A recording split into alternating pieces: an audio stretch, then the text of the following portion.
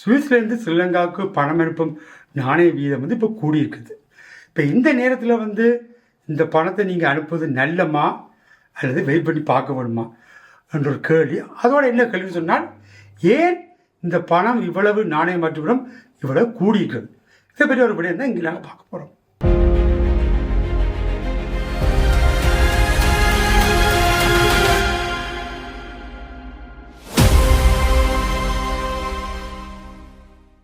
இப்போ என்னென்னு சொன்னால், இப்போ பார்த்துருப்பீங்க, பல பேர் பல இடங்களில் விளம்பரமாக போட்டிருந்தார்கள். ஸ்ரீலங்காவுக்கு நாணய மாற்று வீதம் கூடிகிறது. கிட்டத்தட்ட 440 போய்கொண்டிருப்பதாக சொல்லப்பட்டிருக்குது. இது இந்த நேரத்தில் இந்த பணத்தை நீங்கள் அங்கே அனுப்புவது நல்லமா இல்லை வெயிட் பண்ணணுமா? அப்படி ஒரு விடயத்தில் என்னத்துக்காக இந்த நாணய மாற்று வீதம் இவ்வளவு கூடிக்கிறது, என்ன காரணம், அதை பற்றி ஒரு விளக்கம் தான் இங்கே. அதாவது ஸ்ரீலங்காவோட எக்கனாமி பொருளாதாரம் ரொம்ப வீக்காக இருக்கிற காலகட்டத்தால் தான் இந்த ஸ்ரீலங்கன் நாணயம் விழுந்திருக்கு. ஸ்ரீலங்காவில் இம்போர்ட் பண்ணுறதுக்கு டாலர் தேவை. டாலர் விழுந்திருக்கிற பட்சத்தில் ஸ்ரீலங்கன் ருப்பீஸுக்கும் இது ஒரு பெரிய பின்னடைவாக அமைந்துள்ளது. இதுதான் மெயின் காரணமாக இருக்கிறது. ஸ்ரீலங்கன் ருப்பீஸ் தொடர்ந்து வீழ்ச்சி அடைஞ்சு கொண்டு போய்கொண்டிருக்கிற காரணத்தால். அதுவும் நீங்கள் பார்த்துருப்பீர்கள், கிட்டத்தட்ட ஒரு கிழமைக்கு முதல் 418 ரூபா போய்கொண்டிருக்கிற காலத்திலிருந்து இப்போ ஒரு கிழமைக்குள் 420, 30, 40, 50 வரைக்கும் போகிறதை பார்த்துருப்பீர்கள். அப்போ இதுக்குள் உங்களுக்கு ஒரு கேள்வி வரும், இந்த நேரத்தில் அனுப்புவது நன்மையா, இதால் ஏதாவது பிரச்சனை இருக்கா, இன்னும் ரேட் கூடுமா, இல்லாட்டிக்கு திடீரென்று ரேட் விழலாமா, என்னென்ன காரணங்கள் இதால் இருக்கின்ற சில விடயங்களை சொல்ல வந்திருக்கிறோம். இந்த என்ன விஷயங்களால் இந்த ரேட் ஏறி இறங்குது, அதை நீங்கள் பார்த்து கொள்றதுக்கு தான் நாங்கள் இது பண்ணிக்கிறோம். மெயினாக இந்த எக்கனாமி பிரச்சனை இருக்கிறபடியால் டாலரில் ஸ்ரீலங்கா அரசாங்கம் இம்போர்ட் பண்ணுற விஷயங்கள், அதாவது இப்போ ஃபியூல், இப்போ பெட்ரோல், டீசல், எண்ணெய், இந்த விஷயங்கள் எல்லாம் டாலரில் தான் ஸ்ரீலங்கா பர்ச்சேஸ் பண்ணிடணும். அதேக்க டாலர் வீக்கமாக இருக்க ஸ்ரீலங்கா ருப்பீஸும் இதால் வீழ்ச்சி அடைகிறது. அதே நேரத்தில் இந்த பெட்ரோல், எண்ணெய் விலை நாளுக்கு நாள் அதிகரிச்சுன்னு போகுது. 50 ரூபா போன காலகட்டத்திலேருந்து இப்போ 160 ரூபா கிட்ட பெட்ரோல், டீசல் விலை ஏறிக்கொண்டு போகுது. இன்னும் இந்த கச்சா எண்ணெயின் விலை கூடிக்கொண்டு போகிறதுக்குரிய சந்தர்ப்பம் அதிகமாக இருக்குது. காரணம் என்னன்னு சொன்னால், இந்த மிடில் ஈஸ்டில், ஈரானில் நடக்கிற பிரச்சனை. அதே நேரத்தில் அமெரிக்கா விடும் ஒவ்வொரு அறிவிப்பிலையும், உதாரணத்துக்கு அமெரிக்கா நாளைக்கே போர் ஆரம்பிக்க போகிறோம்னு சொல்லி ஒரு அறிவிப்பு விட்டால் உடனடியாக இந்த எண்ணெயால் அந்த விஷயங்கள் விலையேறுது. அப்போ இந்த பிரச்சனையால் தான் ஸ்ரீலங்கன் ருப்பீஸும் கூடிக்கொண்டு போகுது. இது தனியாக ஸ்ரீலங்காவில் மட்டும் நடக்கிற பிரச்சனை இல்லை, உலகம் ஃபுல்லாகவே இந்த கரன்சி ப்ராப்ளம் நாளுக்கு நாள் அதிகரித்து கொண்டு போகுது. இப்போ நீங்கள் நினைப்பீங்க, உங்களுக்கு இதால் என்ன நன்மை இருக்குது, இல்லாட்டிக்கு நாட்டுக்கு என்ன தீமை இருக்குன்ற பற்றி நீங்கள் யோசிச்சிருப்பீங்க. அதை பற்றி சில விளக்கம். இவர் சொன்னது போல் நான் பல இடத்துல கேள்விப்பட்டிருந்தேன். ஸ்ரீலங்காவுக்கு இந்த யுத்தம் காரணமாக 29 விதமான டூரிஸ்ட் வரைய குறைந்துள்ளதாக சொல்லப்படுறது.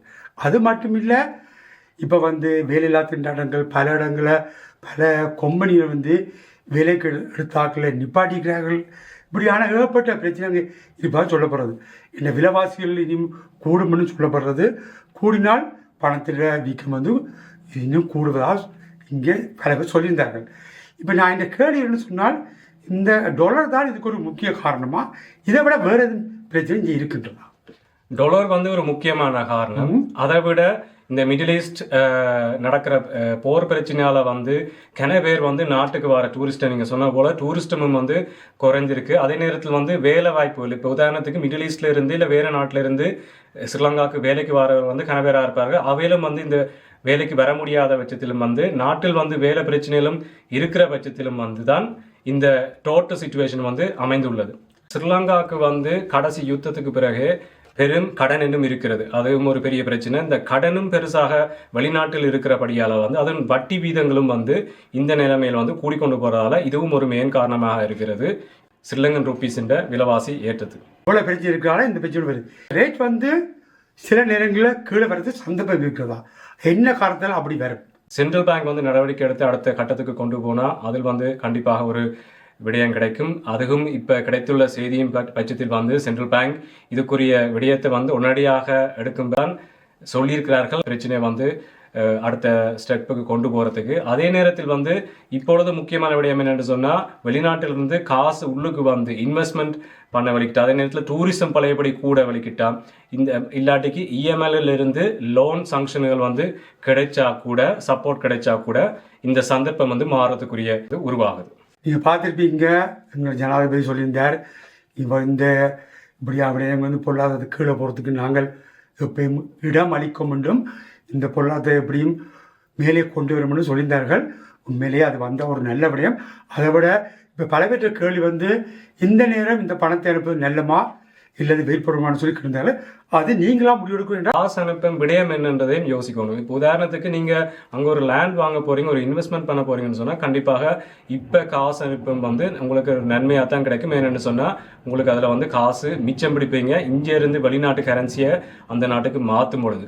அதே நேரத்தில் உங்களுக்கு ஒரு மெடிக்கல் சப்போர்ட் இல்லாட்டிக்கு ஒரு குடும்பத்துக்கு நீங்கள் அவசியமாக உதவி செய்கிறதுக்கு காசு அனுப்பணும்டைக்க கூட இப்போ ஃப்ராங்காக நீங்கள் வந்து இப்போ அனுப்பிக்க அவைகளுக்கு ருப்பீஸை வந்து கூட கிடைக்க அங்கே இருக்கிற சூழ்நிலைக்கும் வந்து கண்டிப்பாக வந்து உதவியாக உள்ளது. அதே நேரத்தில் உங்களுக்கு ஒரு நல்லது கெட்ட விஷயங்கள் உங்களுக்கு ஃபங்க்ஷன் ஏதாவது செய்கிறதுக்கு இருந்தால் கூட இந்த நேரத்தில் உங்களுக்கு காசை முன்கூட்டி அனுப்புகிறதா இருந்தால் உங்களுக்கு வந்து அதில் நீங்கள் காசை வந்து மிச்சம் படிச்சு கொள்ளலாம். ஆனால் மறக்கக்கூடாத என்ன விஷயம் என்னன்னு சொன்னால், நீங்கள் ஸ்ரீலங்கன் ருப்பீஸோட பொருளாதாரம் என்ன மாதிரி வீழ்ச்சி அடையுதோ அதே நேரத்தில் வந்து அங்கத்தேன் செலவுகளும் வந்து கூடிக்கொண்டு போகுது. இன்றைக்கு அந்த விலைவாசியும் வந்து அங்கால பக்கம் ஒரு பக்கத்தில் கூடும். மற்றது இன்னொரு முக்கியமான விடயம் என்னென்னு சொன்னால், அரசாங்கம் வந்து எடுக்கும் முதல் ஸ்டெப்பில் என்னென்னு சொன்னால், இந்த பெட்ரோல் டீசல்கள் வந்து பாவிப்பதை குறைப்பதற்கு அவங்க வந்து கண்டிப்பாக பார்ப்பாங்க. என்னன்னு சொன்னால் பாவனை கூடத்தான் திருப்பி புதுசாக இம்போர்ட் பண்ண வேண்டிய நிலைமை வருது. அப்போ இம்போர்ட் திருப்பி பண்ணைக்க தான் செலவும் கூடிக்கொண்டு போய்க்கு. இப்போ உதாரணத்துக்கு 50 ரூபா போன இடத்துல 100 ரூபா போதுண்டைக்க அரசாங்கத்துக்கும் வந்து டபுள் செலவு வந்து இதால் வந்து உருவாகுது. அதால் வந்து இந்த கரன்சியும் வந்து வீக்காக போய்கொண்டிருக்கு. அப்போ அவங்களும் பார்ப்பாங்க எங்கே வந்து தட்டுப்பாடாக வந்து கொண்டு வரலாம், எங்கே வந்து கட்டுப்படுத்தலாம், இந்த விஷயத்தில் வந்து பார்ப்பாங்க. ஏன்னா அடுத்த பிரச்சனை வந்து கரண்டும் வந்து இதால் வந்து கரண்ட் காசுகள் வந்து செலவு கூடக்கூடிய சந்தர்ப்பங்கள் இதால் வந்து உருவாகுது. அதுவும் இப்படி ஒரு வெக்கையான நாட்டில் ஏசி பாவிப்பது கூட என்றால் இன்னும் கரண்ட் காசுகளும் வந்து கூடுது. அதே நேரத்தில் இப்போ சில இடங்கள்லேயே வந்து இந்த ஹோம் ஆஃபீஸ் சிஸ்டங்கள் கொண்டு வந்தாலும் அதே நேரத்தில் வெளியால் போகும் பட்சத்தில் நீங்கள் வீட்டுக்குள்ள இருக்க ஏசிஎல் பாவிப்பது கூடையாக இருக்க கரண்ட் காசுகளும் வந்து ஆட்டோமேட்டிக்காக வந்து கூடும். இதிலும் வந்து சில சொல்ல வேண்டிய விஷயங்கள். நீங்கள் வந்து இப்போ நல்ல ரேட்டுக்கு போகுது தானே, இப்போ காசு அனுப்பி போட்டு திருப்பி அந்த காசை பெற்றுக்கொள்ளலாம், திருப்பி மாற்றேக்க எங்களுக்கு நல்ல ரேட்டுக்கு வரும் தானே, இப்போ ஸ்ரீலங்கன் காசு திருப்பி விளைவிக்க அது திருப்பி மாற்றேக்க உங்களுக்கு நல்ல ரேட் வரும் தானே என்று நினைத்தீர்கள்னு சொன்னால் அது பிள்ளையான ஒரு இன்வெஸ்ட்மெண்ட். ஏன்னு சொன்னால் நாளைக்கு என்ன நடக்கும்ன்ற சிச்சுவேஷன் தெரியும். இன்றைக்கு 440 ரூபா போகுது, நாளைக்கு 500 ரூபாவும் போகலாம். இன்றைக்கு உங்களுக்கு இப்போ நீங்கள் பெரிய ஒரு அமௌண்ட் அதுக்குள்ள இன்வெஸ்ட் பண்ணிக்க அது நாணயத்தின் பெருமதியும் வந்து இதால் இழந்து போகுது. இப்போ முக்கியமான விடயம் என்னன்னு சொன்னால், நீங்கள் அங்கே இன்வெஸ்ட் பண்ணிக்க அந்த காசை நீங்கள் அங்கே வச்சிருக்க போறீங்கன்றா மட்டும் உங்களுக்கு அதில் ஒரு பயனுள்ளது. திருப்பி அந்த கரன்சியை திருப்பி நீங்கள் உங்களோட நாட்டு காசுக்கு சுவிஸ் ஃப்ராங்காக இருந்தானே, அது வேறு ஈரோவாக இருந்தானே, பவுன்ஸாக இருந்தானே திருப்பி மாற்றணுமென்ற அபிப்பிராயத்தில் நீங்கள் வந்து காசை இப்போ அனுப்பினீங்கன்னு சொன்னால் அது வந்து உங்களுக்கு லோஸ்ட் ஆகக்கூடிய சந்தர்ப்பம் வந்து இதால் வந்து அடையலாம். இந்த நேரம் இந்த பணத்தை அனுப்பலாமா, இந்த முடிவை நீங்களே எடுக்கணும். மீண்டும் அடுத்த வீடியோஸ் சந்திப்போம். நன்றி, வணக்கம்.